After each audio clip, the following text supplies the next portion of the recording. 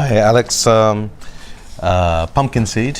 That's the thing on the menu today. I believe by now we should be having a good idea of what the plantings are like for the pumpkin, both in the northwest and in Xinjiang. So, what's the news? That it is the crop plantings are enormous, really Enormous. Right.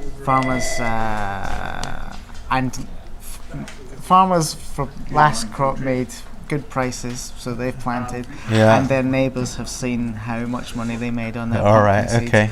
and have also planted. So GWS, which had a terrible crop last year, is going to be bumper this year. Right. Yields, don't know the yields because you don't know that until you open the pumpkin fruit.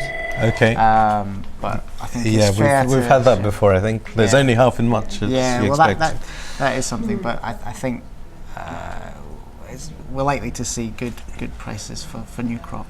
Okay, so new crop cheaper, and you're telling me earlier about $1,000 maybe cheaper. Yeah, we're going to see prices in pounds anyway, about back to 3,000, just over £3,000 levels for both Right. GWS and Shine Skin, but it won't get here until November time because Okay. they've had cold weather, which has delayed just the development of the crop.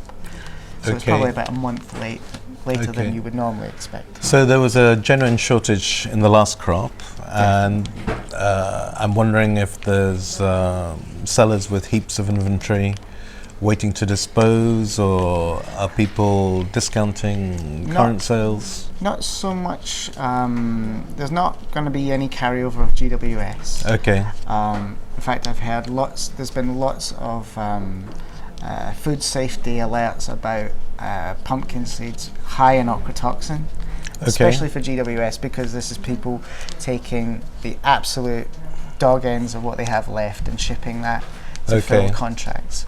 Okay.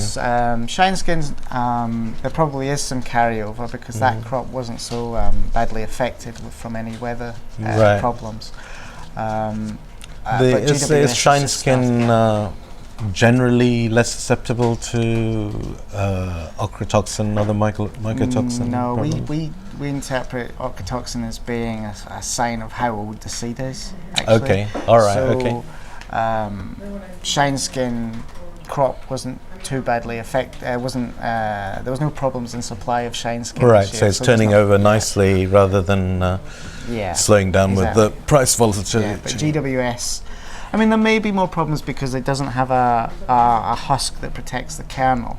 Right. Okay. But generally, we see ochratoxin as a sign of an old old kernel. crop. So the new crop will get here when? November time. Okay. So it's a question of two things. One is that there's not going to be a lot of stuff around. It's already presumably not a lot of stuff around. So we've got another August, September, October, November, let's say 3 months. And then what do you think about these early new crop offers? Do you think it's worth getting involved? I would say so. The price has dropped off by about $1,000 odd.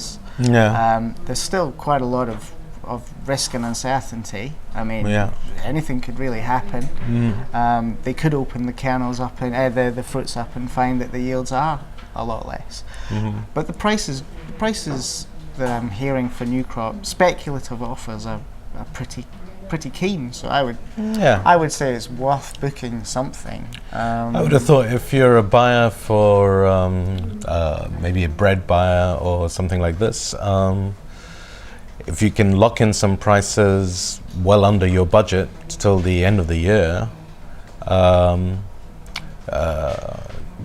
not? Why Yeah, not? You know, it's not speculation. It's just covering, locking in a profit. You can look at worrying about other things like sultanas for December rather than watching the market for pumpkin. So maybe a good time to lock in perhaps the tail end of this crop and the new crop. I'm sure Alex will be able to give you some one from column A, one from column B type offers. Yep. Okay.